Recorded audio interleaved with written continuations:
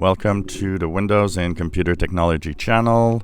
And as we start a new week of videos, of course, a few things that have been happening. One is the famous Print Nightmare bug. So when we had Patch Tuesday last week, which, by the way, seems to have rolled out very well, Patch Tuesday of last week actually had a fix for that Print Nightmare problem. Now, there's a new Print Nightmare, so it seems that there's a new bug that was disclosed this weekend for the printers in a server environment mostly. So it's kind of interesting to see that fixed one bug and another one is there.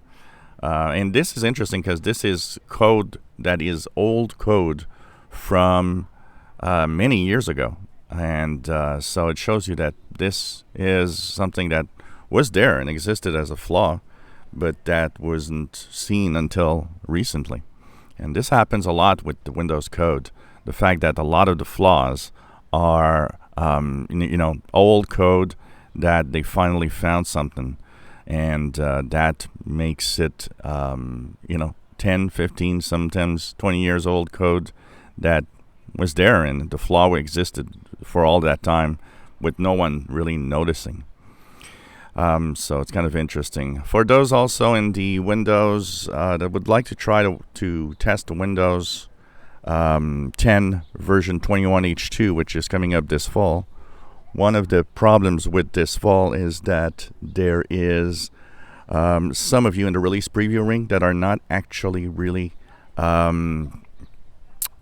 seeing it because they're not pushing everybody there. So if some of you don't see it, go to my Insider channel. I'll show a fix on how to get 21H2 running, and that'll be interesting to look at. So this is something we'll be checking out this week, and we'll have a lot of videos also, and lots of things, so as time goes by. If you enjoy my videos, please subscribe, give us thumbs up. Thank you for watching.